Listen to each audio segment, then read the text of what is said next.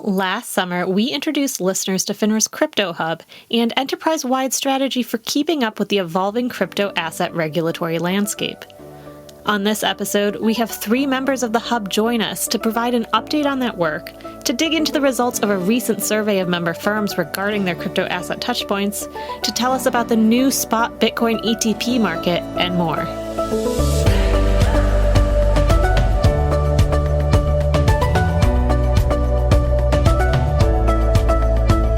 Welcome to FINRA Unscripted. I'm your host, Caitlin Kiernan. I'm pleased to welcome 3 guests to the show today to provide an update on FINRA's crypto asset work. Joining us are returning guest Jamie Udinson, a senior director with Member Supervision's Cyber and Analytics Unit. And joining us for the first time are Michael Yuan, a director with FINRA's Risk Monitoring Program, and Jason Stralka, an examination manager with the Exam Program. Last summer, we did a 3-part series looking at FINRA's work in the crypto space, which we'll link to in our show notes. But it's been a year and a lot has happened. So Jamie, Mike, and Jason, thanks for joining me today to provide an update. Thanks for having us. Thank you for having us.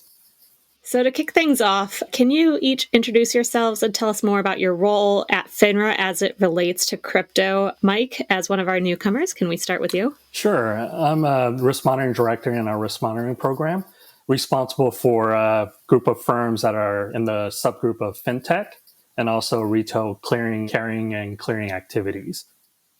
And I'm also representing risk monitoring in the Crypto Hub. Great. Thanks, Mike. And Jason, how about you? Sure. Thank you for having me. My name is Jason Stralka. I'm an examination manager in FINRA's Diversified Carrying and Clearing firm grouping. I'm also a member of FINRA's Crypto Hub, representing all the firm examinations. Great. Thanks, Jason. And Jamie, as our returning guest, can you remind us a little bit about your background? Sure. Thanks for having me back. I'm the senior director leading the crypto asset investigations team. And as a reminder to those who listened to the last episode where we talked about that team, the team is an investigative group that assists with complex or high-risk investigations related to crypto asset securities. We also assist the firm examination program in instances where firm exams contain businesses that may be a little bit more complicated. We do a lot of other work to support the regulatory operations and training of FINRA staff as well. Great. Thanks, Jamie. And Mike, FINRA's risk monitoring team recently completed a survey of FINRA membership regarding their crypto asset activity. To start, can you tell us a little bit more about the survey? Who did it go to, and what was risk monitoring looking to learn? The survey is really a continuation of an effort that began back in 2018, where FINRA had asked member firms to notify their risk monitoring analysts if the member firm, their associated persons, or affiliates engage or plan to engage in crypto asset activities. So in 2023, we supplemented these engagement efforts by asking selected member firms to complete a crypto asset questionnaire. FINRA selected nearly 600 member firms to receive the crypto asset questionnaire. Member firms were selected based on FINRA's previous knowledge of the member firms' activities in this area, and also our internal data, which indicated that member firms, their associated person, affiliate, or parent companies may be engaged in crypto asset activities or have a touch point to a crypto asset business. So that survey went to maybe like a little over a sixth of FINRA's membership then. And what were the key takeaways of the survey? Well, the goal of the crypto asset questionnaire was to capture information related to member firms' crypto asset activities and touch points in a consistent and centralized manner, and to allow member firms an opportunity to provide current and planned crypto asset activities in a uniform way. So some of the key takeaways is it provided helpful insights and allowed FINRA to identify trends related to crypto asset activities that FINRA member firms are engaged in their touch points to the broader crypto asset industry.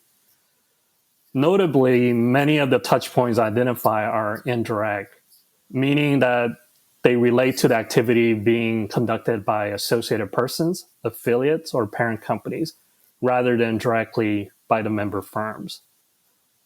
So how does this compare to information FINRA's gathered previously when looking at firm activity in the space?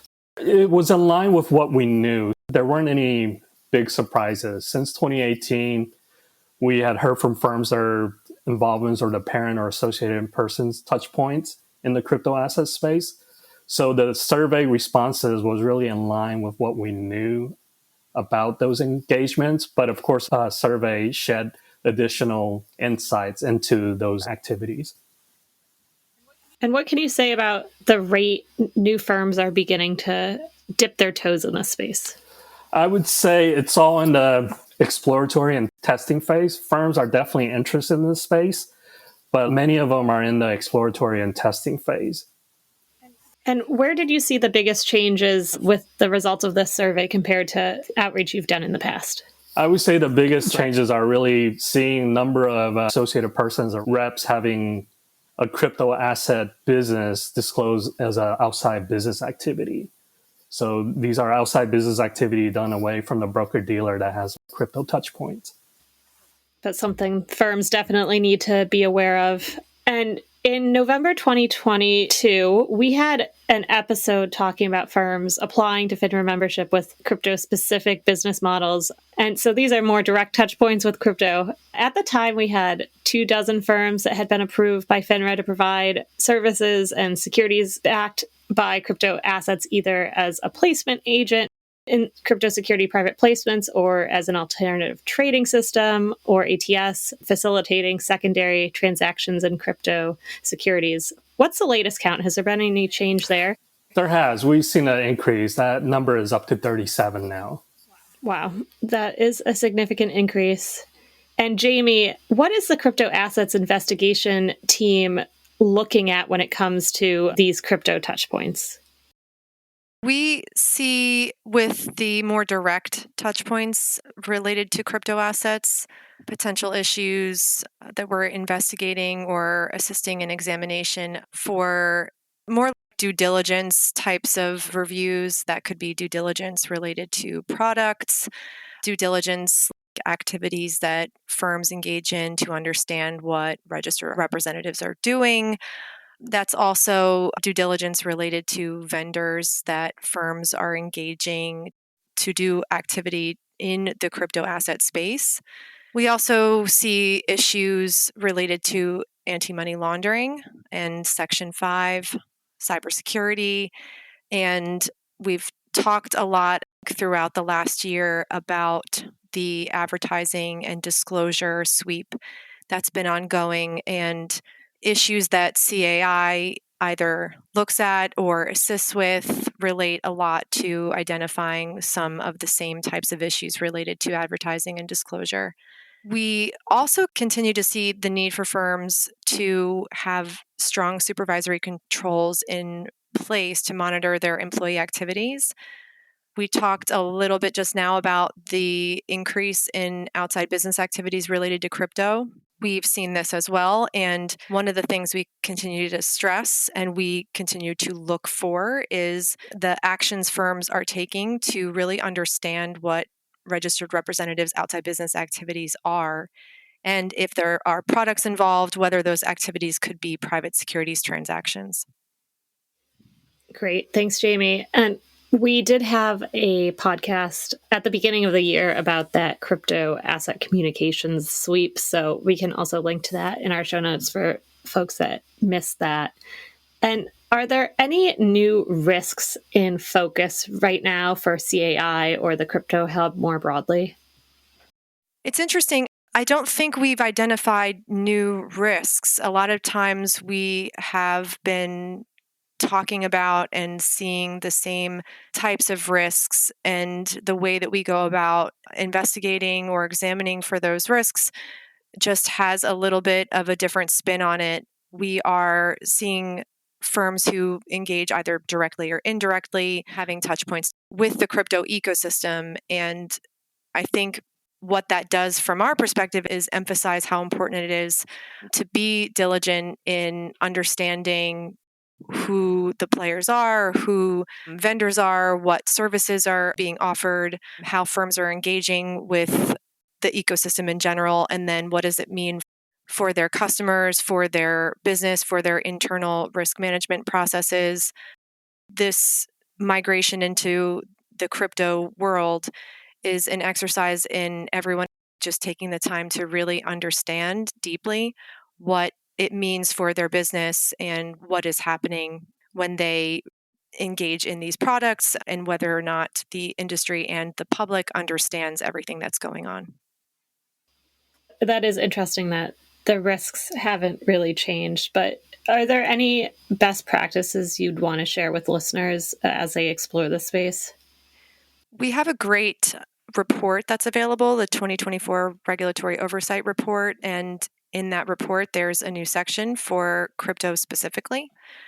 It's great for understanding some of the questions that you might be asking if you're firm compliance, some of the best practices that we have identified, and it also provides some information that can bridge any gaps between firms that are used to operating in the traditional space that we all know very well and where there could be increased need for understanding unique terms or relationships that engaging in crypto asset securities business introduces to firms and what they all know as far as compliance and supervisory controls. It's a great resource for firms to use. I'd also encourage people to use the key topics page that FINRA.org offers related to crypto assets. There's fantastic information there available as well. Great. And we'll link to those in our show notes as well. And Jason, another new piece of the puzzle since we last focused on crypto on the podcast was the approval by the SEC of various spot Bitcoin ETPs and subsequently spot Ethereum ETPs. Can you tell us at a high level what these products are and how they work? Well, there's no single definition of an exchange traded product or an ETP. In general, an ETP is a security that's listed on a US exchange and seeks to provide exposure to the performance of a benchmark, index, or an actively managed strategy. In the case of spot Bitcoin ETPs, these are investments that track the price of Bitcoin, and they are the first exchange traded products that hold actual Bitcoin as their underlying asset instead of, say, Bitcoin futures or another Bitcoin derivative.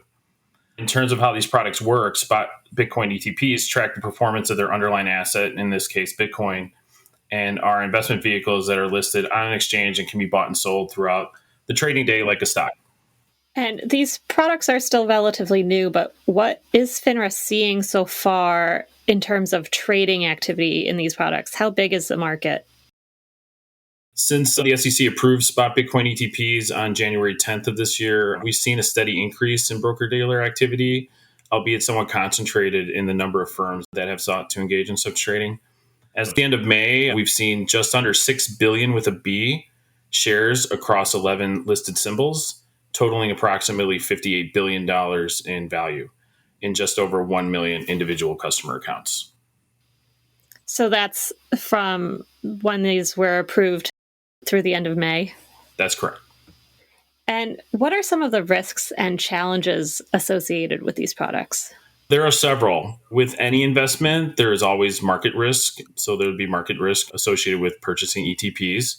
Regarding spot Bitcoin ETPs, there would be enhanced sales risk considerations due to the highly speculative and volatile nature of the underlying asset, in addition to customer portfolio concentration risk. And those risks can be further elevated when these products are leveraged. And how is FINRA thinking about these products in terms of its risks to investors or to the market or in firms? FINRA is certainly thinking about these products in a variety of different ways. From an investor firm standpoint, we see these risks associated with these products in the same way we would see other highly speculative, highly volatile products, with the focus being on the firm's supervisory procedures and processes for complying with our standards related to regulation best interest, communications with the public, to include appropriate risk disclosures and advertising, supervisor and registered rep training, as well as new product onboarding. From a market surveillance standpoint, FINRA is focused on identifying trends and patterns with these products amongst the membership and ensuring that such information is shared amongst the appropriate internal stakeholders.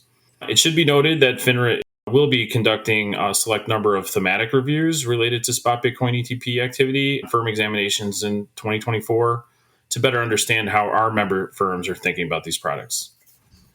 And thematic reviews are a new type of exam that the examination program is exploring and will be the topic of an upcoming podcast. So stay tuned for more information on those.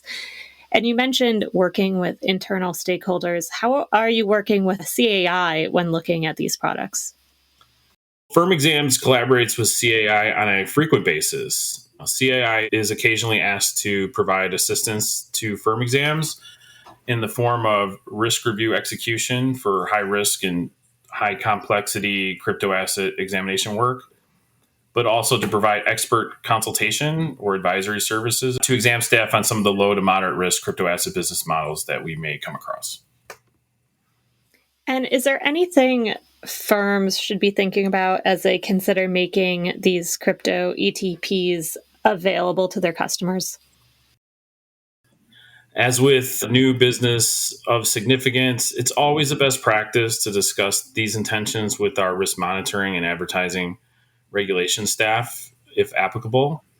But beyond that, firms should certainly be assessing their individual training needs for both registered representatives soliciting such products at the point of sale, as well as supervisory and compliance staff to better ensure that the firm remains compliant with all applicable securities rules, in particular, their obligations under Regulation Best Interest.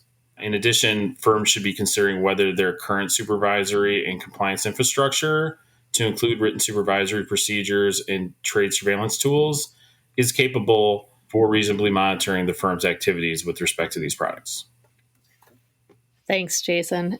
And just to wrap up, there's been a number of recent changes in the space. I'm sure there will be more to come.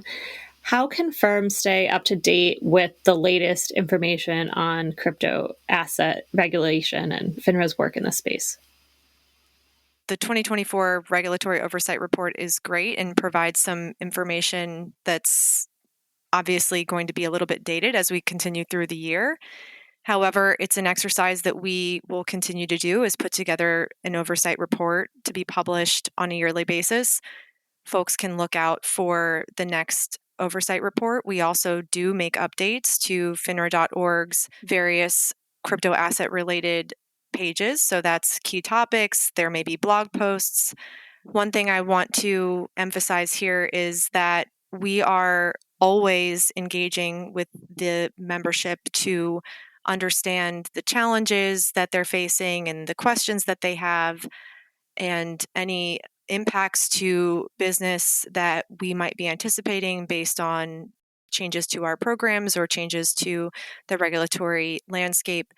Engaging with us regularly, reaching out to risk monitoring will also help firms to stay abreast of changes that might impact their business, as well as help us understand where we might have an opportunity to put out more resources or information in a timely manner. So information sharing with FINRA, information sharing with peers in the space is really helpful to make sure that everyone is kept up to date on changes. Thanks, Jamie. That's it for today's episode. Thanks, Jamie, Mike, and Jason for providing that update on FINRA's crypto asset work. I'm sure there will be additional developments in the months ahead, so I'm sure we'll touch on this topic again soon. Listeners, if you don't already, you can be sure to subscribe to FINRA Unscripted wherever you listen to podcasts. You can now even find us on YouTube. And if you want to get in touch, you can email us at finraunscripted@finra.org. Today's episode was produced by me, Caitlin Kiernan, edited and engineered by John Williams, and a special thanks to Kostis Waltz. Until next time.